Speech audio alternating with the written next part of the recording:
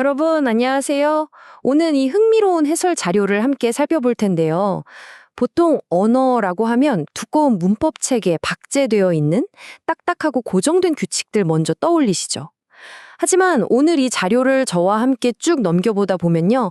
언어가 단 한순간도 쉬지 않고 꿈틀거리고 진화하는 아주 역동적인 살아있는 유기체라는 사실을 발견하시게 될 겁니다. 자, 그럼 이 매력적인 언어의 세계로 본격적으로 들어가 볼까요? 시작하기 전에 여기 한스 린드퀴스트가 남긴 문장 하나를 볼까요? 언어의 모든 측면은 시간에 따라 변한다.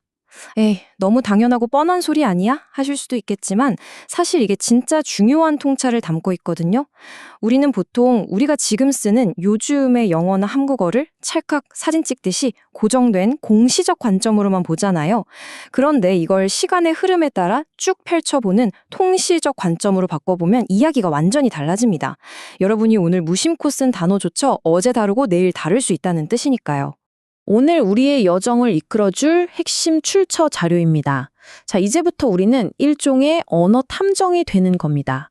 단어 속에서 대체 어떤 기계적인 변화가 일어나는지, 그리고 외부의 사회적 압력이 우리가 매일 쓰는 단어들을 어떻게 빚어내고 있는지 그 단서들을 하나하나 추적해 보겠습니다.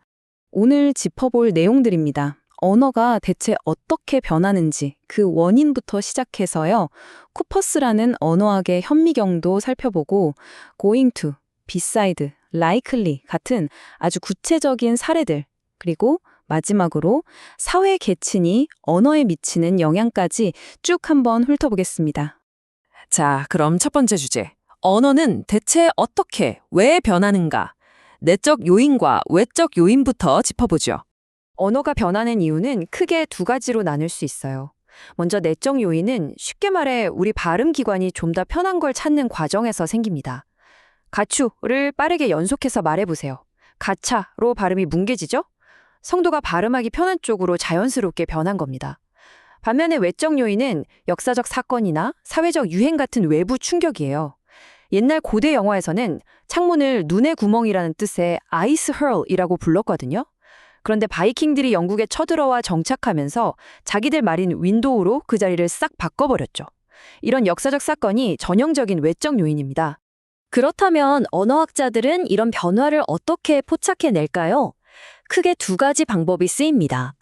첫 번째는 실시간 변화 연구인데요. 말 그대로 쓰인 연도가 확실한 옛날 문서들을 모아서 현재와 직접 비교하는 거예요. 두 번째는 겉보기 시간 변화 연구입니다. 이건 지금 동시대를 살아가는 다양한 연령대의 사람들의 말투를 비교해 보는 거예요.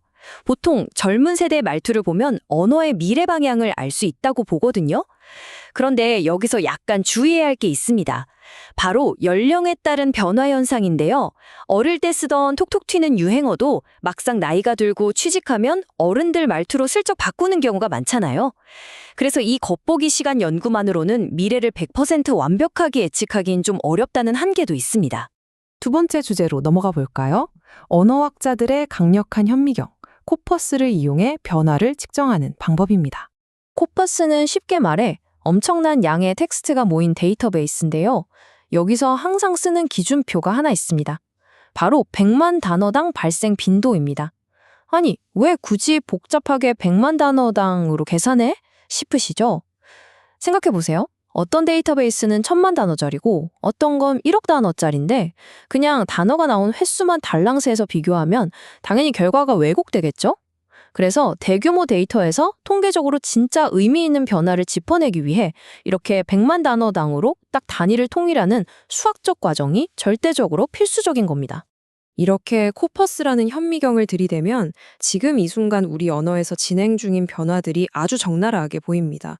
요즘 우리 사회가 성중립적인 표현을 많이 지향하잖아요.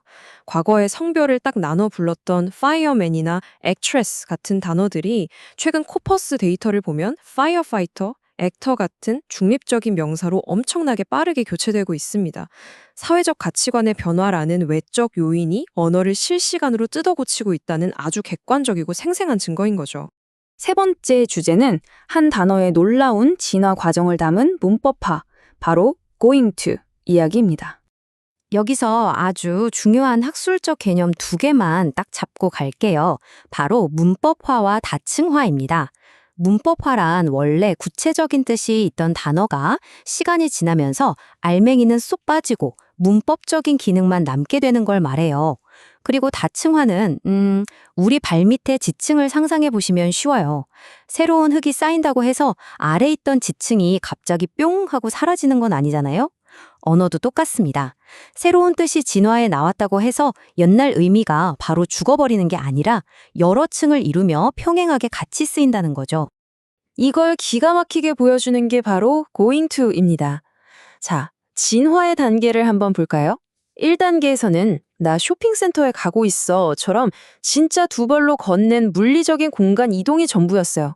그러다 2단계, 담배 사러 바에 간다에서는 단순히 걷는 게 아니라 의도가 슬쩍 섞여 들어갑니다. 3단계가 되면요. 이번 여름에 대학에 간다. 이건 지금 당장 걷고 있는 게 아니죠. 계획된 미래를 뜻하게 됩니다.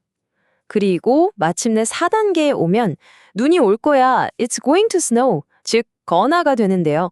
여기선 걷는다는 느낌은 아예 1도 남고 오직 순수한 미래 시제를 나타내는 문법 껍데기로 탈바꿈하게 됩니다. 물리적인 걸음마가 시간이라는 추상적인 개념으로 완벽하게 진화한 거죠. 4번째, 이번엔 의미가 어떻게 분화하고 층을 이루는지 비사이드와 비사이즈의 역사로 넘어가 보겠습니다. 여러분 혹시 비사이드랑 S가 붙은 비사이즈? 왜 굳이 두 개가 있는지 궁금해 본 적 없으신가요? 이 단어들의 무려 1000년짜리 여정을 따라가 보죠. 고대 영어 시절엔 비사이드가 사람이나 동물의 진짜 옆구리를 뜻했어요. 그러다 중세로 오면서 배나 벽 같은 사물의 옆으로 범위가 살짝 넓어지고요. 여기서부터 진짜 재밌어집니다. 화자의 개인적인 관점이 개입하는 주관화 현상이 일어나거든요. 진짜 눈에 보이는 물리적 거리가 추상적인 거리감으로 변하는 거예요. 그래서 어떤 범위를 훌쩍 벗어난 이라거나 그 외에 같은 추상적인 뜻이 파생됩니다. 초기 근대 영어 시절 내내 이 형태들이 치열하게 경쟁하다가 결국 20세기에 와서야 딱 정리가 됩니다. S가 없는 비사이드는 물리적 위치를 나타내는 전치사로 S가 붙은 비사이즈는 게다가라는 뜻의 추상적인 부사로 완벽하게 갈라진 겁니다. 5번째 주제, 이번엔 통계로 보는 언어 변화입니다. likely를 두고 벌어지는 미국과 영국의 대서양 줄다리기 한판 승부입니다. 우리가 will likely처럼 likely를 부사로 쓰는 빈도를 코퍼스 데이터로 딱 뽑아서 비교해봤어요. 100만 단어당 미국 영어에서는 18.3번 쓰이는데 영국 영어는 8.0번밖에 안 됩니다. 사실 역사적으로 영국에서는 likely를 부사로 거의 안 썼고 약간 사투리 취급을 했거든요. 그런데 흥미로운 건 최근 영국의 비소설 산문들을 보면 이 부사 likely 사용량이 굉장히 공격적으로 반등하고 있다는 겁니다. 이게 무슨 뜻이냐? 미국 영어의 막강한 파워가 바다를 건너가서 콧대 높은 영국 사람들의 문법 습관마저 실시간으로 바꿔놓고 있다는 걸 통계가 아주 명백하게 증명해주고 있는 거죠. 자, 드디어 마지막 6장입니다. 사회 계층이 어떻게 언어 변화를 이끄는 운전대 역할을 하는지 보겠습니다. 아까 제가 언어가 지층처럼 다층화된다고 말씀드렸죠?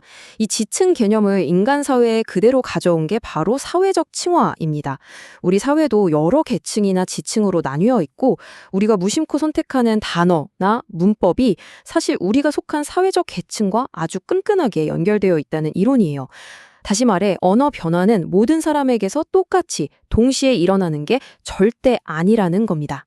16세기 초기 영어 편지 커퍼스에서 아주 기가 막힌 데이터가 나옵니다.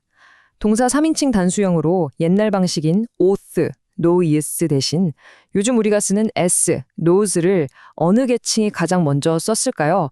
놀랍게도 가장 아랫단에 있는 평민층에서는 이미 58%나 이 새로운 s를 도입해서 쓰고 있었습니다. 전형적으로 평범한 사람들로부터 시작된 아래로부터의 변화죠. 그런데 맨 위 왕족들의 사용률 한번 보세요. 0%입니다. 0%. 기득권층일수록 끝까지 옛날의 보수적인 언어를 고집하며 변화에 꼿꼿하게 저항했다는 사실이 수백 년 전의 데이터를 통해 이렇게 훤히 들여다 보이는 겁니다. 오늘 우리는 아주 오래된 옛날 문서부터 엄청난 크기의 현대 통계 코퍼스까지 두루 훑어보면서 언어의 다이나믹한 진화를 살펴봤습니다. 우리 입이 편해지려는 내적 변화부터 사회 계층과 역사적 사건이 누르는 외적 압력까지 언어는 정말 우리와 함께 숨쉬는 유기체 그 자체인 것 같죠? 자, 그럼 마지막으로 여러분께 질문을 하나 던지고 싶습니다. 오늘 여러분이 카카오톡으로 혹은 직장에서 무심코 건네는 그 평범한 단어들은 과연 100년 뒤 언어학자들의 현미경에 어떤 모습으로 분석될까요? 끊임없이 일렁이는 언어 변화의 파도 위에서 여러분 또한 그 진화의 당당한 주인공이라는 점 꼭 기억해 주시면 좋겠습니다. 오늘 해설은 여기까지입니다. 함께 해주셔서 감사합니다.